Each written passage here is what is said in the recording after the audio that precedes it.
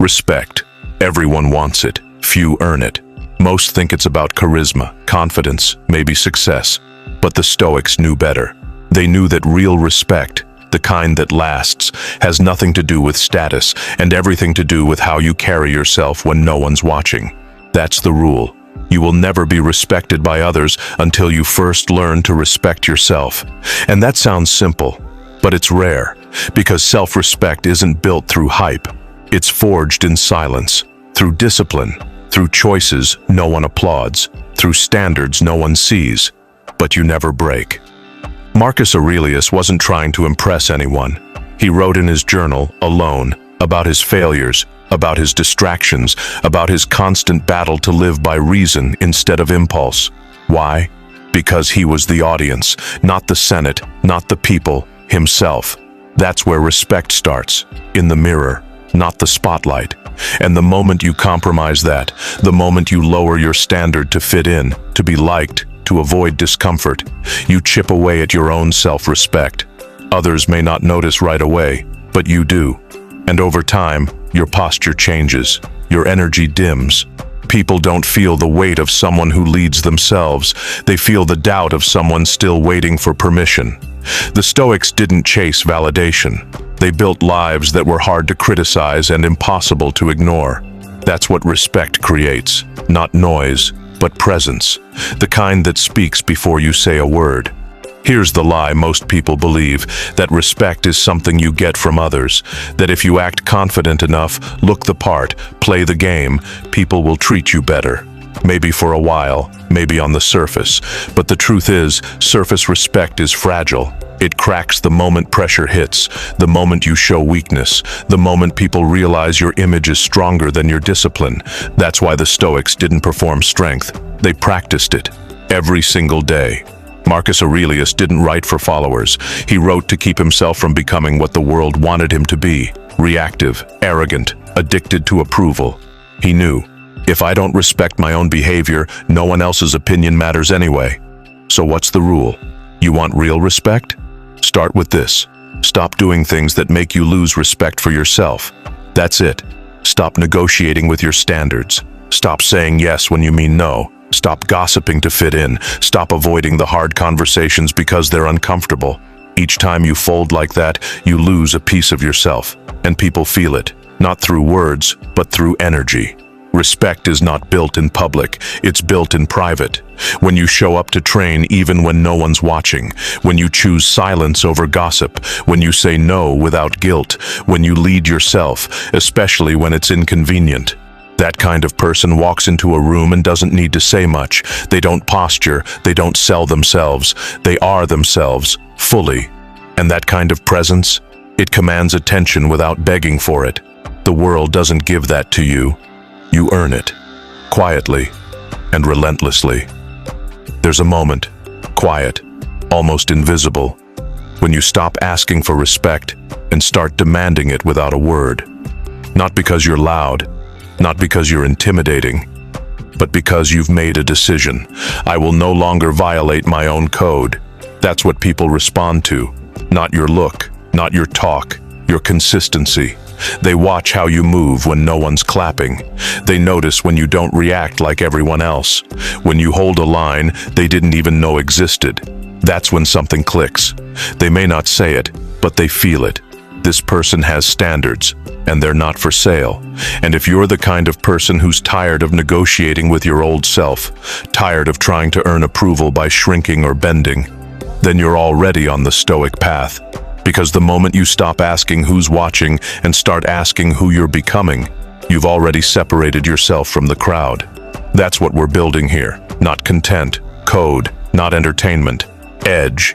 Every message like this is a rep. Every rep is a reminder. You are not here to be liked. You are here to be respected, starting with you.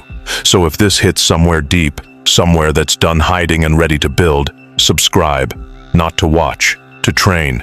This isn't a channel, this is your reset. We don't follow hype, we follow reason, and we lead from within. Let's make it practical. You don't earn self-respect by thinking about it. You earn it by doing hard things, especially when it's easier not to. The Stoics weren't preachers, they were builders of character, of code, of internal order. And that's what you're about to build, one standard at a time. First rule, say less, do more. Every time you speak a promise and don't follow through, your self-respect takes a hit. It's quiet, but it adds up. So flip the pattern. Speak only what you're committed to. Deliver more than expected. Surprise people with consistency, not noise. Second, build non-negotiables. These are not goals, these are rules. Examples: I don't skip workouts. I don't gossip. I don't chase people who devalue me. These rules become your armor. Every time you follow them, you become heavier, more rooted, less shaken. Third, protect your time like it's sacred, because it is. Every time you say yes to something that drains you, you're teaching yourself that your peace is for sale. Seneca said, "People are frugal in guarding their property, but not in wasting time. The one thing it is right to be stingy about." So be stingy. Be unavailable to nonsense. Fourth, walk away when respect is absent, from relationships, from conversations, from jobs, not to prove a point, but to protect your energy. Self-respect means choosing silence over begging, standards over convenience, solitude over disrespect. These rules, they don't make you rigid, they make you respected. Because when people see that you lead yourself, with clarity, with control, with consistency, they follow, even if they don't agree. Because deep down, everyone wants to be around someone who doesn't fold. Once you start living by your own code, things shift. Not just in your mind, in your posture, your tone, your energy. You stop needing to prove yourself because your presence does it for you. That's the part nobody tells you about real self-respect. It's not loud, it's not dramatic, it's undeniable. People notice when you stop chasing them, when you stop explaining every move, when you walk away without slamming the door, because you don't need to. You're not reactive anymore, you're resolved. That doesn't mean you stop caring, it means you stop compromising. You know what you value, you know what you won't tolerate, and most importantly, you know what you expect from yourself. And that's the foundation of real respect. Not what others think you deserve, but what you refuse to sacrifice. And here's the strange part. Once you start respecting yourself, the world mirrors it. People adjust, not out of fear, but out of clarity. They stop bringing chaos to your space. They speak with more precision.